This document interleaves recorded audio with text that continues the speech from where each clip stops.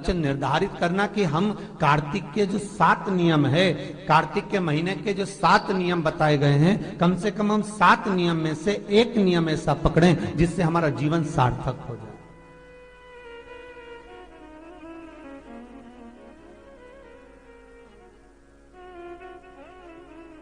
आप भले 7 नियम नहीं कर रहे कार्तिक के, भले एक नियम करो, पर वो नियम हमारा पूर्ण चलना चाहिए, उसकी नियम की पूर्णता पूर्ण होना चाहिए। आपको कहा था कार्तिक के 7 नियम हैं, उसमें पहला दीपदान, दूसरा तुलसी पूजन, तीसरा भूमि पर शयन, चौथा शरीर पर तेल नहीं लगाना, पांचवा सुंदर दलहन की चीजों का त्याग करना, और छठा ब्रह्मचार्य व्रत का पालन करना, और सातवां अपने जीवन में कार्तिक के महीने में चाहे वाणी का संयम हो, चाहे भोजन का संयम हो, चाहे शब्दों का संयम हो, चाहे दृष्टि का संयम हो, चाहे इंद्रियों का संयम हो, वो संयम रखें।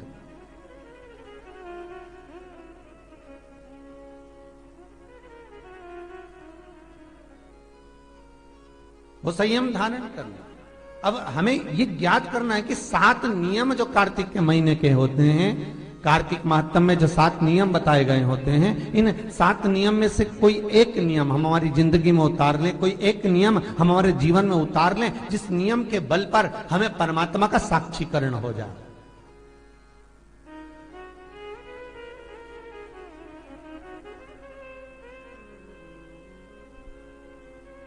कोई एक नियम। अगर आप दीप दान कर रहे हो कार्तिक के महीने में, प्रतिदिन आपने 1 महीना तक दीप दान करा महाराज, तो ये भी आपका एक नियम है। 1 महीने तक आपने जो तुलसी में जल चढ़ाया, ये भी आपका नियम है। आपने अगर वाणी पर संयम रखा है, ये भी आपका महाराज। एक बहुत सुंदर बात कार्तिक के माध्यम से लीजिएगा अपने जीवन में उतारने के। कार्तिक के महीने का 7वां नियम याद रखना, संयम।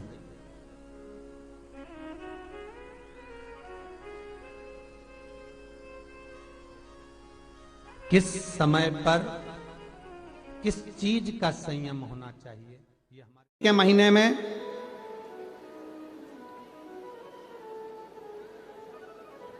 पूर्णिमा से पूर्णिमा के बीच में जो सोमवार पड़े, प्रदोष पड़े, शिवरात्रि पड़े, प्रयास करना।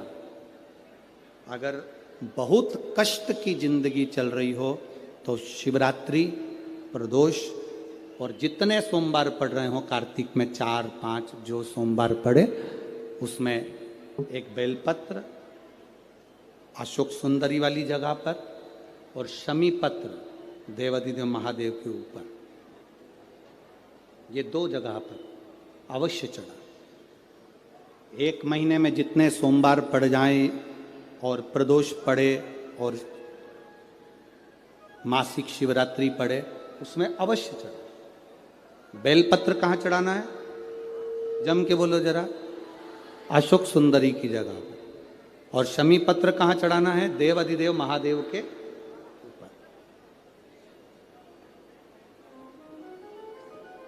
एक बार चढ़ाकर देखो, आपके जीवन का जो आनंद है, जो अपने हृदय की कामनाएं हैं, अपने हृदय के भाव हैं, कार्तिक का जो महीना है भगवान षडानंद कार्तिकेय जी के लिए मूल है। इस षडानंद कार्तिकेय जी ने जब तारकासुर का संहार किया था,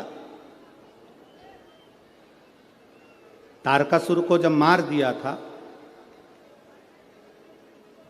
तो 33 कोटि देवताओं ने षडानंद कार्तिकेय जी को वर प्रदान किया।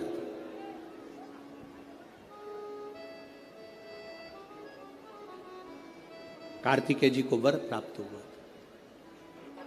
तो लक्ष्मी जी ने और भगवान नारायण ने षडानंद कार्तिकेय जी से कहा, ए स्कंद देव, ए कार्तिकेय, कार्तिक के महीने में जो दीप दान करता है उसके घर में कभी संपदा की कमी नहीं आती है। कार्तिक महीने के दीपदान की महत्वता जैसे ही लक्ष्मी और नारायण ने कही, तब ब्रह्मदेव प्रकट हुए और देवादिदेव महादेव प्रकट हुए माँ पार्वती के साथ में, और ब्रह्मा जी प्रकट हुए माँ ब्रह्माणी के साथ में। उन्होंने वर प्रदान कर दिया। षडानन कार्तिकेय भूलवश भी अगर कोई बेलपत्र और शमी पत्र दोनों एक साथ,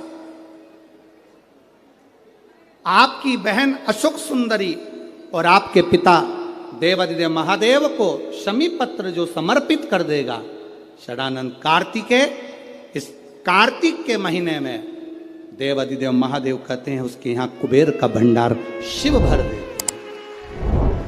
एक शमी पत्र, फिर समझिएगा, ये जो बेलपत्र है ये आप समर्पित करेंगे अशोक सुंदरी वाली जगह पर। कहां समर्पित करेंगे? अशोक सुंदरी की जगह पर। और शमी पत्र आप समर्पित करेंगे देवादिदेव महादेव के ऊपर। बस इसमें एक चीज का स्मरण अपने को करना है, जब अपन अशोक सुंदरी की जगह पर बेलपत्र चढ़ाएंगे तो ये डंडी का जो मुख है ये महादेव के जो खाली स्थान है, खाली वाली जगह, उसे ओर होगा।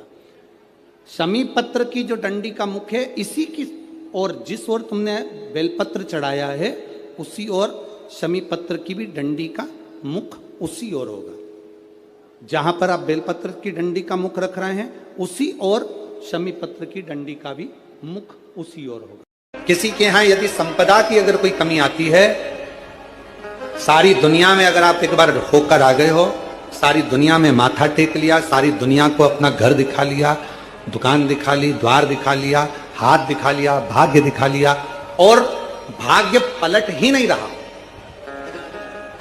बिल्कुल भाग्य ना पलट रहा, तो कार्तिक के महीने का एक नियम बना, कार्तिक के महीने का एक नियम बना लो।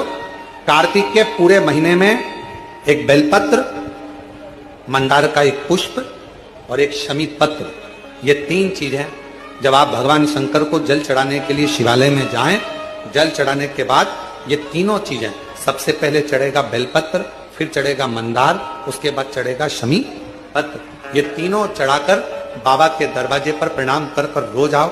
चढ़ाया हुआ जल थोड़ा सा द्वार पर छीटो।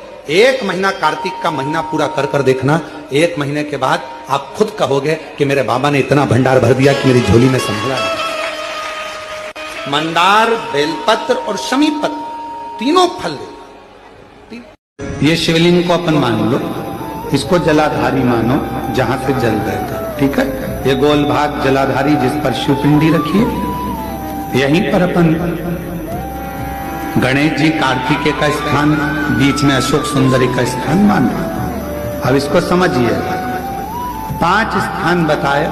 पहला स्थान भगवान शंकर के पूरे शिवलिंग का मध्य भाग, ये पूरा जो शिवलिंग है शिव जी का, इस शिवलिंग का मध्य भाग प्रथम। द्वितीय है जहां पर गंगा का अविरल धारा निरंतर बह रही है, द्वितीय स्थान गंगा की धारा का मूल बिंदु शिखा, पहला, दूसरा। तृतीय स्थान उसी के सामने जो जलाधारी का पटका दिख रहा हो, दिखता है जलाधारी का सामने का हिस्सा, भीतर का हिस्सा नहीं, जिस पे रखा है वो हिस्सा नहीं, सामने जो दिख रहा है। 1, 2 और तृतीय स्थान मां अंबा जगदम्बा के कंठ भाग पर चंदन का महाराज। 3 स्थान ये बताए। चौथा स्थान जहां से जल नीचे गिर रहा है, जल गिरने का जो स्थान छोटा सा एक भाग रहता है, जितनी जगह रहती है उसके मध्य भाग, चतुर्थ स्थान। और 5वें नंबर का जो भाग बताया गया वो अशोक सुंदरी का स्थान। ये 5 स्थान ऐसे हैं जहां चंदन का थोड़ी सी बिंदी भी अगर हम लगा देते हैं तो कैसी भी विषम परिस्थिति हो वो टल जाती है और बाबा की कृपा होना प्रारंभ। पंचदेव शिव पंचायत के 5 देवताओं का स्मरण कर कर, सूर्य देव, नारायण, मां जगदम्बा, दुर्गा भवानी, भगवान देवहृदय महादेव भगवान श्री गणेश जी महाराज का स्मरण कर कर पंचदेव के नाम से